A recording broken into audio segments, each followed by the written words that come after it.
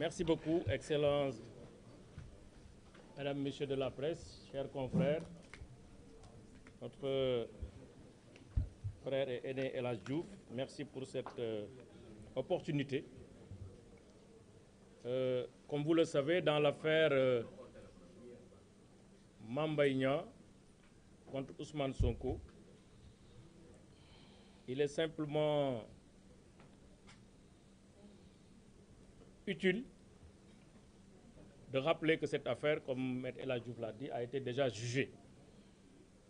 Nous, on nous l'a appris depuis qu'on a été dans les bancs de l'université. Res judicata pro veritas habetur.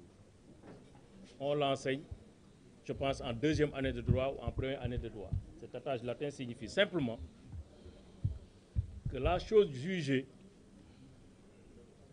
est tenue comme étant la seule et unique vérité. Et dans ce dossier, la chose, en tout cas le litige qui a existé entre les deux personnes, a fait l'objet d'un jugement définitif. Jugement qui a fini de faire ses effets sur la base d'un arrêt du Conseil constitutionnel qui a consacré l'irréversibilité de l'arrêt qui a été rendu entre les parties. Ça a commencé d'abord par un jugement qui a été rendu le 30 mars 2023. Donc un jugement qui est réputé contradictoire. Ousmane Sonko a fait appel contre ce jugement.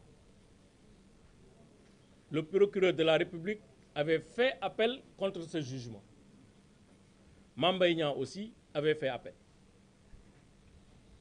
Devant la cour d'appel, ces trois appels ont été joints pour être traités et la cour d'appel, par arrêt du 8 mai 2023 d'ailleurs, 2023, a rendu un arrêt qui confirme le jugement qui a condamné Ousmane Sonko pour l'infraction de diffamation et d'injure publique. Ousmane Sonko fera un pourvoi en cassation. Ce pourvoi a été rejeté par un arrêt de la Cour suprême du 4 janvier 2024. Déjà, le pourvoi est une voie de recours extraordinaire. Le pourvoi n'est pas ouvert à tout vent, à n'importe qui et dans n'importe quelle circonstance. Parce qu'on estime que le jugement, c'est la première instance et l'appel. C'est là où on juge les faits. Donc les faits ont été jugés à deux reprises par le tribunal correctionnel de Dakar, mais aussi par la Cour d'appel de Dakar. La Cour suprême n'examine que les motifs de droit qui doivent permettre la cassation d'une décision qu'on considère n'étant pas conforme à la loi. On n'examine pas les faits. N'empêche, il a fait un pourvoi en cassation. Le pourvoi a été rejeté par la Cour suprême.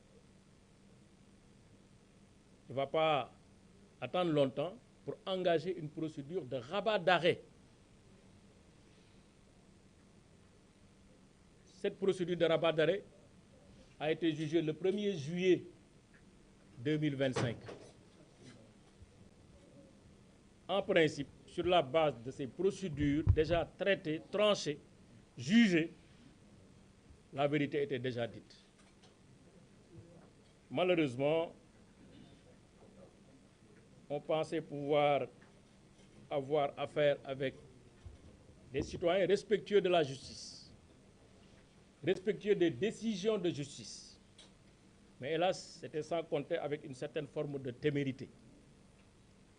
Promu Premier ministre du Sénégal, à la faveur d'un remaniement ministériel ayant mis Mme Yacine Fall au ministère de la Justice,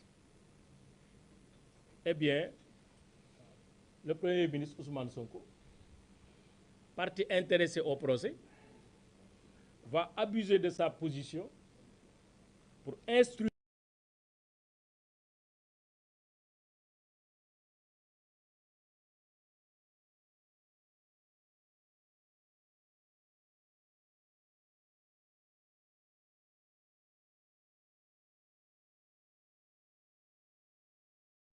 le nombre de procédures en révision, tellement la loi est extrêmement sévère dans le tamissage de cette action. N'empêche, comme il est le Premier ministre tout-puissant, il a fait nommer une dame au ministère de la Justice, qui est par ailleurs un allié politique. Cette dame-là a été instruite d'engager une procédure en révision. Qu'est-ce qu'elle fait? Séance tenante. Sans management, elle a initié par un arrêté, son arrêté, la mise en place d'une commission chargée de voir si oui ou non on peut donner un avis favorable. Parce que pour la procédure de révision, en ce qui concerne ce dossier précisément, il faut avoir un avis de la commission. Et l'avis doit être motivé. Donc elle met en place une commission composée de 12 personnes. Et parmi lesquelles, 13 personnes, parmi lesquelles les 12 sont des directeurs centraux. C'est-à-dire que c'est des personnes qui sont nommées par Madame le ministre, qui travaillent sous son autorité. Eh bien, vous voyez bien les conditions dans lesquelles une commission de cette nature, composée de la sorte, peut émettre un avis. Et donc, l'avis a été donné. Mais pour qui sait lire entre les lignes, on saurait très bien que cet avis n'est pas motivé.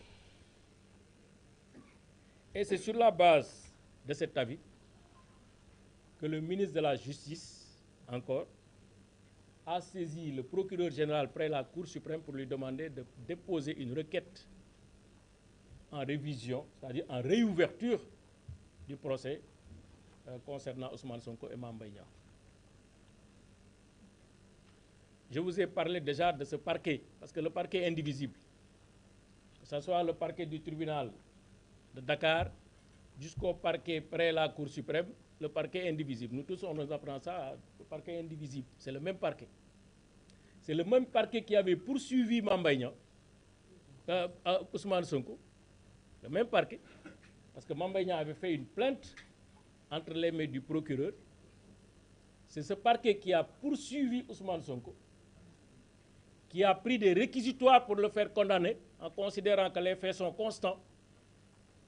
C'est ce même parquet qui a fait appel, parce que la condamnation de première instance était à son avis une condamnation trop douce, et il fallait faire appel pour corser l'addition, parce que les faits étaient d'une telle gravité qu'il fallait être là pour préserver l'ordre public.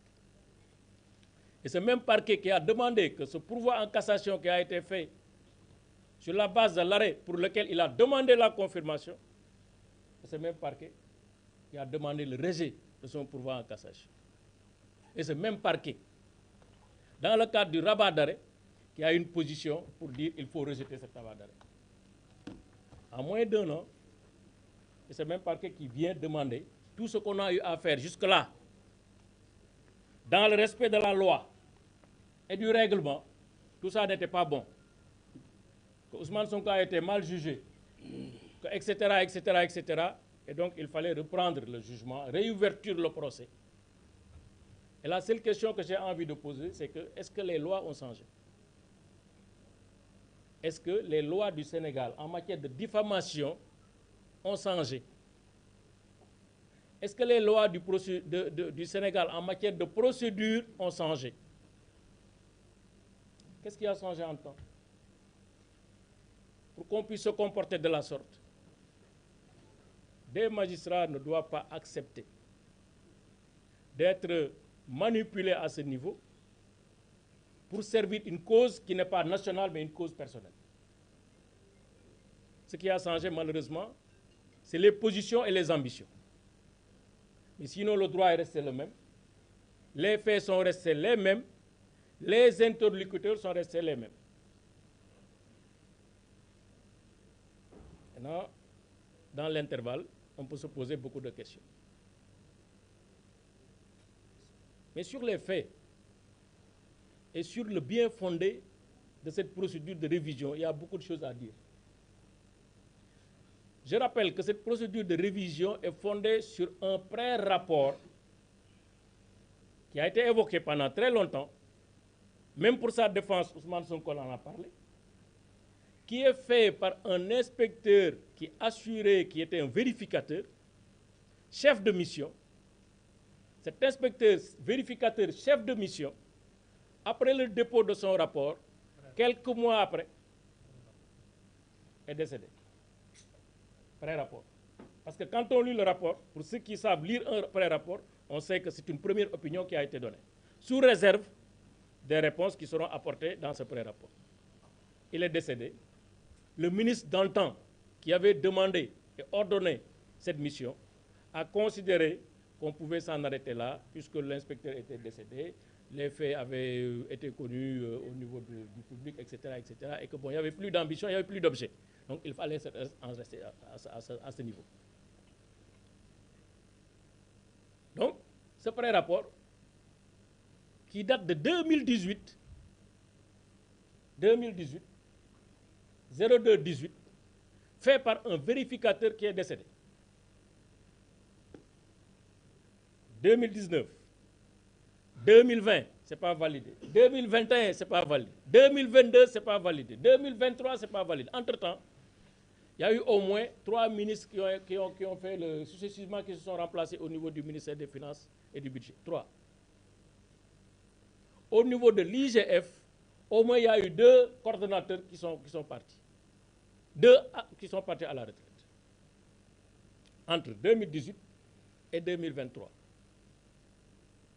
Mais comment un rapport, pré-rapport, qui a été fait dans ces circonstances, peut être validé 6 ans après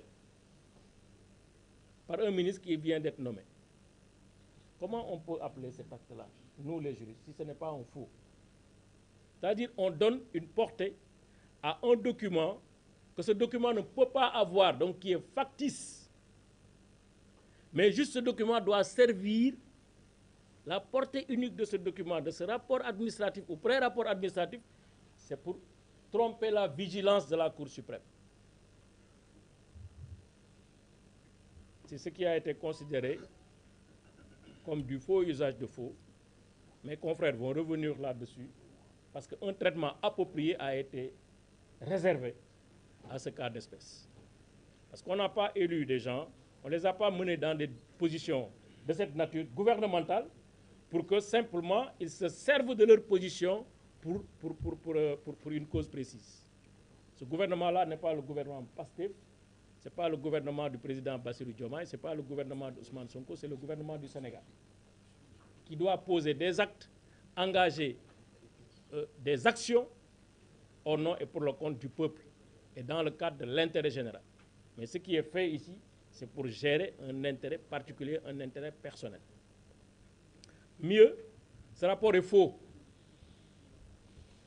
Les constatations qui sont dans ce rapport sont fausses.